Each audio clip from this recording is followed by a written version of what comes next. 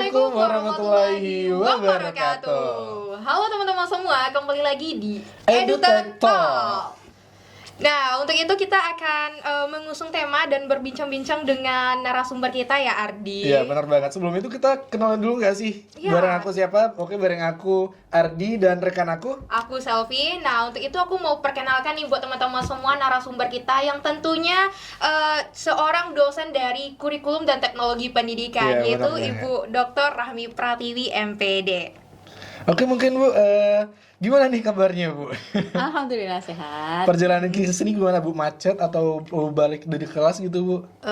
Baru habis nguji seminar proposal, terus langsung ke sini. Wow, dosen banget gitu ya, dosennya dosen banget gitu ya Bu. Mungkin Ibu bisa memperkenalkan diri dulu Bu, memperkenalkan kepada teman-teman kita yang lagi nonton gitu ya. Nah, halo semuanya, pendengar EduTech Talk, Talk ya, iya, Ibu. EduTech Talk. Perkenalkan saya Rahmi Pratiwi, Dr. Rahmi Pratiwi MPD, dosen muda dari Kurikulum dan Teknologi Pendidikan, Fakultas Ilmu Pendidikan Universitas Negeri Padang. Iya, baik. Nah, mungkin sekarang kita udah masuk Desember aja ya, Ibu. Iya. Udah akhir semester ya. Iya, tentunya kita udah di penghujung tahun. Mau welcome ya? Oh Oke. iya, buat mahasiswa yang di rantau ya. Oke, di Desember ini dan di 2024 tentunya sudah banyak mahasiswa yang sudah diwisuda kan, baik itu dari Fakultas Ilmu Pendidikan maupun dari universitas lainnya ya teman-teman. Nah, ngomong-ngomong tentang itu, mungkin dari Ibu sebagai seorang dosen, ada nggak sih Ibu sebagai seorang dosen dalam cara menginspirasi mahasiswanya, yang tentunya menginspirasi dari segi berprestasinya atau dari segi kayak mereka itu mau putus asa nih Bu tentang akademik mereka, ada nggak sih Bu caranya gitu?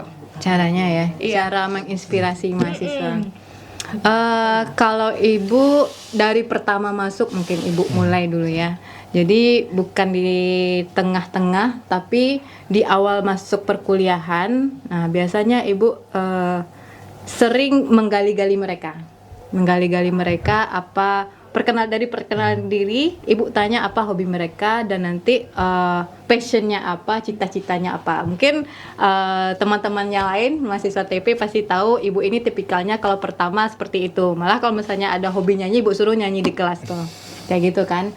Nah, jadi ibu tanya apa hobi mereka, apa prestasi mereka. Jadi ibu catat namanya, paling nggak di HP gitu ya. Ibu catat namanya, apa bakat yang dia punya. Nah, nanti di perjalanan kalau ada informasi lomba atau apa, nah ibu panggil dia. Nah, mungkin anak-anak ini mereka itu pemalu misalnya kan. Jadi di awal itu kalau mereka perkenalan semuanya, kita jadi tahu oh ternyata bakatnya ini, nanti ini bakat-bakatnya bisa dikembangkan gitu kan ya. Jadi di awal semester ibu seperti itu yang ibu lakukan. Nah, untuk ya boleh. Iya, Bu. Jadi hal sekecil itu pun juga Iya. diperhatikan gitu ya Bu? Iya, pasti ibu catat itu. Misalnya nih Selfie ini bakatnya public speaking gitu kan. Nah, ini Selfie ini hadir di radio. Memang Iya, cocok di emang cocok. public speaking kan, begitu juga dengan Ardi. Ya, seperti itu. Diarahkan ke mana mereka. Kalau misalnya mau desain nih, arahkan ke sini. Kalau misalnya mereka suka karya ilmiah, arahkan ke literasi. Kalau film, arahkan ke sinematografi gitu. Berarti dari semester 1 udah nampak ya Bu, Iya, bibitnya dari mau semester kemana, 1. ya mau Iya. diarahin kemana juga gitu. Ya, jadi kalau mereka misalnya agak pemalu, pasti ibu akan agak memaksa gitu ya. Memaksa ini kan lebih ke menginspirasi mereka, memotivasi mereka supaya jangan bakat itu dipendam aja, tapi keluarkan itu di saat kita perkuliahan, Iya, saat benar, di bangku perkuliahan kayak gitu sih. Iya benar. Untuk melanjutkan pertanyaan dari Selvi nih ya Bu, tentunya mahasiswa ini banyak banget ragamnya gitu ya Bu, dan punya berapa bakat gitu yang bisa disalurkan gitu. Iya. Dan selain kegiatan akademik nih ya Bu, sebagai dosen, tentunya mahasiswa ini juga bisa mengeksplor dirinya kayak melakukan penelitian, program magang, Iya, dan lagi-lagi sekarang ada program hangat, topik hangatnya itu MBKM gitu ya Bu. Jadi seberapa penting sih menurut Ibu untuk memberikan waktu ataupun luang kepada mahasiswa tersebut untuk mengeksplor dirinya di luar bidang akademik gitu Bu? Sangat penting. Karena dari pengalaman gitu ya, ibu dulu kan juga ikut berorganisasi, ikut magang. di saat kita bekerja ternyata kita itu nggak bisa sendiri. Dari kegiatan organisasi itu kita belajar bagaimana berkomunikasi dengan orang lain, bagaimana kita bekerja sama dengan orang lain, bagaimana kita bisa mengembangkan kemampuan kita di tempat kerja kita, dan itu pasti sangat bermanfaat di dunia kerja nantinya. Di dunia Impact-nya kerja pasti ada gitu ya, Bu. Impact-nya nanti apa yang kita kerjakan sekarang ini gitu kan, dari MBKM, nanti dari penelitian, misalnya mau jadi dosen kan dari sana awal mulanya kita belajar di perkuliahan kan. Kegiatan organisasi misalnya HMD nih, BEM, terus apalagi unit radio misalnya. Nah, itu bekal kita untuk masa depan nanti. Jadi jangan sia-siakan waktu perkuliahan yang 4 tahun ini hanya dengan kuliah-kuliah aja. Itu sangat rugi sekali karena di sini kita bisa dapat bekal untuk kita di masa depan. Ya, saya pun juga begitu, Bu. Selain di bidang public speaking itu, Bu, juga tertarik di bidang penelitian gitu, Bu. Sekarang juga mau bikin nyusun proposal penelitian gitu, Bu, buat diupload ke jurnal gitu, Bu. Oh, bagus sekali ya. Jadi buat teman-teman mahasiswa di luar sana ya, seperti yang dijelaskan oleh Ibu, kita itu bisa mengeksplor diri kita, jadi eksplor aja gitu, bener kan? Iya, dan sebagai mahasiswa itu kita mempunyai privilege loh teman-teman, nggak semua orang itu bisa dapatkan ya. Mungkin lanjut lagi nggak Ibu? Sebagai seorang dosen ya Bu, apa sih yang Ibu anggap dalam menginspirasi mahasiswanya? Bagaimana cara Ibu menginspirasinya gitu? Ya dari pertama Ibu berkenalan dengan mereka, Ibu menganggap mereka itu lebih ke teman. Jadi berarti Ibu melakukan pendekatan. Intinya pendekatan gitu. Jadi Ibu nggak mau ada jarak antara ini dosen saya. Jadi mereka takut bertanya, takut apa? Misalnya nih, mereka punya bakat, tapi untuk mengembangkannya itu butuh wadah, misalnya butuh ada dosen pembimbingnya, misalnya seperti itu ya. Nah, Ibu nggak mau mereka itu tersendat di sana, mereka kubur aja bakatnya. Ibu nggak mau seperti itu. Ibu maunya mereka itu keluarkan apa yang ada di dalam diri mereka, bakat mereka, kreativitas mereka, ide mereka, semuanya harus dikeluarkan di saat perkuliahan, supaya kita tidak menyesal di saat nanti sudah tamat kuliah kita nggak dapatkan apa-apa aja. Berarti kalau dalam kuliah itu kita nggak hanya sekedar kuliah pulang ya teman-teman. Iya, organisasi sangat berpengaruh juga nggak sih Bu dalam mencari wawasan kita, dan berhubungan dengan lingkungan luar itu juga penting loh banget buat teman-teman semua.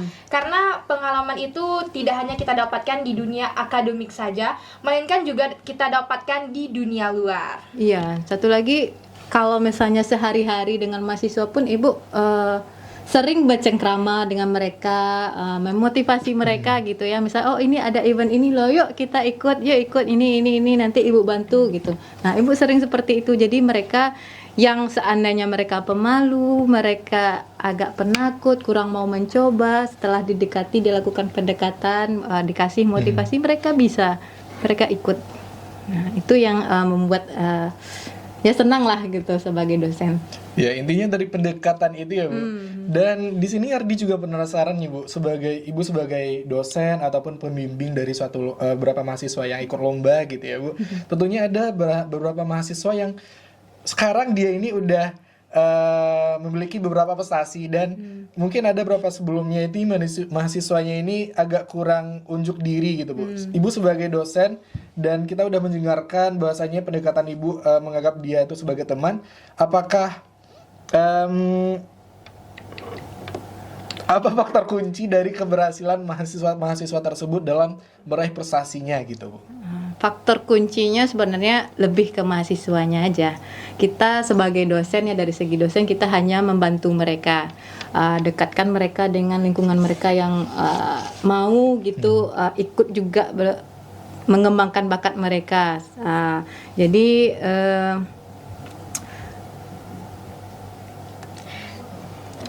jadi tentunya mahasiswa itu juga nggak tetap stay di zona nyamannya gitu, harus keluar dari cangkangnya gitu, nggak sih, Bu? Iya, begitu.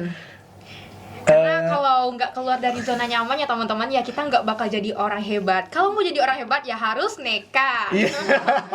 Nekat apa nih? Ya nekat kayak keluar dari zona nyaman ya teman-teman. Iya. Mungkin sekarang Selvi mau melanjutkan lagi ya Ibu. Setiap orang itu kan punya tantangan terbesar dalam hidup mereka. Iya. Mungkin Ibu sebagai dosen yang udah S3 nih ya teman-teman, ada nggak sih tantangan terbesar Ibu dalam menunjang prestasi mahasiswanya? Kalau tantangannya mungkin dari mahasiswanya aja ya. Misalnya mereka mau ikut nih lomba, mereka mau mengembangkan idenya, tapi karena terbentur tugas manajemen waktunya gitu ya, ada proyek akhir dari kegiatan organisasi misalnya, padahal keinginan mereka ada, mungkin lebih ke manajemen mahasiswanya aja. Seperti itu tantangannya. Kalau sebagai dosen kita hanya memberikan motivasi, dukungan gitu ya, tergantung mahasiswanya aja lagi manajemen. Berarti motivasi eksternal itu sangat berpengaruh ya teman-teman untuk diri kita sendiri. Tidak hanya motivasi internal, tapi eksternal itu memiliki peran penting atau peran sentral ya. Oke, mungkin dilanjutkan ya Ardi. Itu ya. Apa sih perasaan seorang dosen ataupun seorang pendidik ketika melihat mahasiswanya itu berprestasi gitu, Bu? Ya, perasaannya sangat bangga lah ya. Nggak hanya mereka mendapat prestasi, tapi kalau misalnya dari ibu pribadi, mereka udah ada aja keinginannya untuk ikut lomba, ibu pasti sangat senang sekali. Karena ada apa ya, mereka nggak hanya kuliah aja, ada hal lain yang mereka kerjakan juga untuk prestasi selain perkuliahan. Nah dari situ aja udah bangga, ibu udah merasa bangga gitu ya. Misalnya Bu, ini ada lomba ini Bu, gimana Bu kalau kami ikut ini? Kadang mahasiswa tuh sering japri-japri Bu kan, nanya-nanya itu, Bu ini ada lomba ini gimana Bu? Oh ya bisa, nggak apa-apa, nanti ibu bantu, kalau misalnya ada kendala nanti ibu bantu. Misalnya saya mau ikut lomba esai Bu, apa yang harus saya persiapkan Bu? Pasti ibu kasih kisi-kisinya supaya mereka itu nggak bisa mengembangkan ide-ide mereka lagi, atau beberapa rujukan yang mereka perlukan pasti ibu kasih ide-ide untuk mereka, kasih bantuan. Jadi mereka itu nggak stuck aja. Itu sih rasa bangga mereka mau ikut, apalagi kalau misalnya menang itu kan udah bonus gitu kan. Udah bonus itu udah untuk mereka.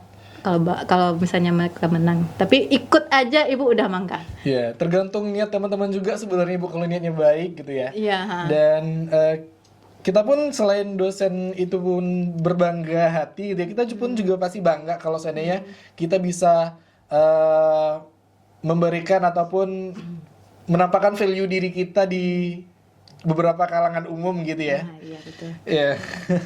Lanjut Sophie. Oke, mungkin pertanyaan dari aku ya Bu. Yang terakhir, ada nggak sih dari Ibu inovasi yang akan Ibu lakukan untuk mahasiswa yang berprestasi di luar sana gitu? Tentunya kita nggak perlu lihat dari luar dulu Bu. Buat mahasiswa TP inilah dulu Bu.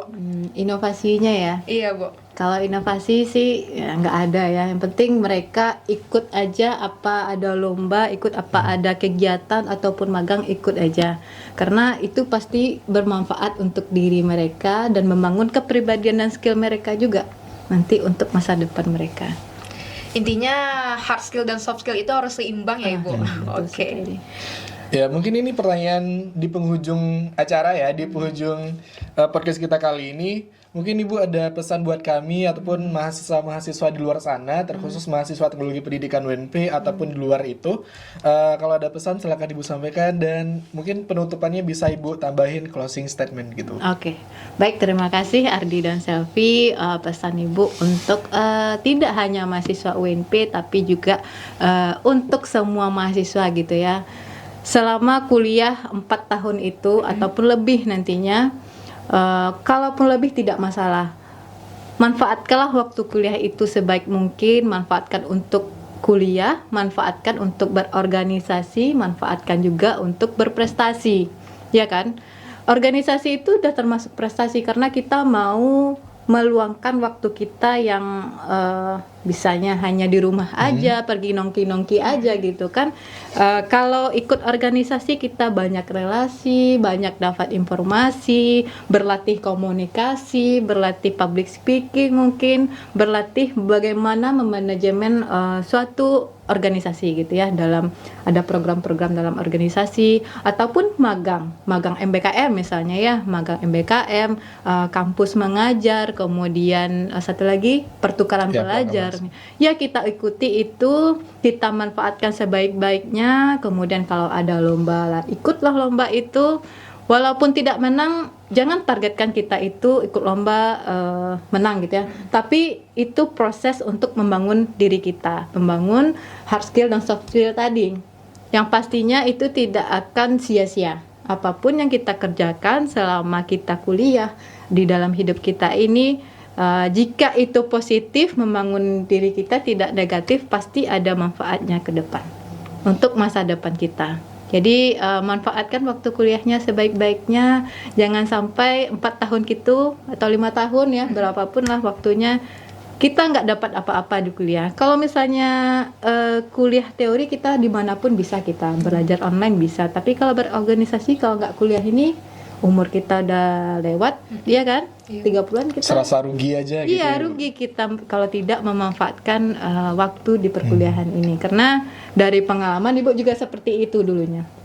Dulu waktu sekolah Ibu juga ikut-ikut lomba, dulu ikut silat gitu ya, kemudian dan lain sebagainya. Jadi di situ Ibu paham, setelah bekerja ini, setelah Ibu ikut-ikut itu, di situ Ibu paham, oh ternyata anak-anak yang ikut berprestasi ini harus didukung, harus dimotivasi, harus diapresiasi. Nah kalau enggak, mereka enggak keluar bakat mereka, enggak, ya nanti enggak ada yang mendukung saya, enggak ada yang memotivasi saya, untuk apa saya ikut ini gitu kan. Tapi kalau diapresiasi, bagus aja udah bangganya kita gitu, udah bahagia gitu ya, dari misalnya dari dosen gitu ya, udah bahagia kita, ada yang mengapresiasi kita. Seperti itu sih pesan dari Ibu. Jangan sia-siakan waktu selama perkuliahan ini. Nanti kalau habis kuliah kita kerja, ya kan, kalau kita saat kerja nggak ada pengalaman organisasi, ya mungkin kita agak kagok, agak sulit berhubungan dengan orang lain, agak sulit gitu ya. Mungkin ada kesulitan, berbeda orang yang sudah berorganisasi dengan yang tidak berorganisasi. Tapi di organisasi ini kita juga diajarkan kecerdasan emosional, Bu. Iya, begitu. Tentang bagaimana cara kita menghadapi manusia dan bagaimana cara kita memanage waktu kita ya teman-teman. Terutama buat kita mahasiswa ini dan juga sebagai mahasiswa rantau ya, bisa dibilang. Iya, betul. Karena di dunia kerja itu pasti ada hal-hal yang di luar kendali kita. Kalau kita di organisasi sudah punya itu, sudah tahu problem solvingnya gitu. Kita tahu bagaimana mengatasi itu gitu. Ya, mungkin ini akhir pembicaraan kita ya. Dapat kita simpulkan juga bahwasanya di balik mahasiswa yang berprestasi itu juga ada teman-teman mahasiswa yang berani buat unjuk diri dan beberapa dosen yang mendukung. Dan aku yakin setiap manusia itu unik dan memiliki bakat masing-masing. Untuk itu jangan takut teman-teman. Gimana nih Selvi? Oke teman-teman, dari penjelasan yang sudah dipaparkan oleh Ibu Rahmi, kita dapat tahu bahwa ternyata motivasi eksternal atau sebagai seorang dosen ini sangat berperan penting dalam menunjang prestasi mahasiswanya. Oke, mungkin itu saja ya Ibu. Terima kasih kepada Ibu Dr. Rahmi Pratiwi MPD yang sudah meluangkan waktunya untuk kita ngobrol pada siang hari ini. Iya, pembahasan kita kali ini juga luar biasa sekali ya, menginspirasi, dan tentunya teman-teman juga setelah nonton ini juga nggak takut-takut lagi buat unjuk diri gitu ya, Bu, unjuk bakat gitu ya. Jangan takut tanya sama dosen. Iya, benar banget. Percaya diri itu penting loh teman-teman. Oke, mungkin aku Selvi pamit dan rekanku. Dan aku Ardi dan segenap kru yang bertugas izin pamit. Dan untuk teman-teman yang tertarik pada video kami dan mau request pembahasan apa sih untuk selanjutnya gitu, boleh banget tulis di kolom komentar kita ya, Selvi. Dan tentunya tetap stay tune di EduTech Talk. Wassalamualaikum warahmatullahi wabarakatuh.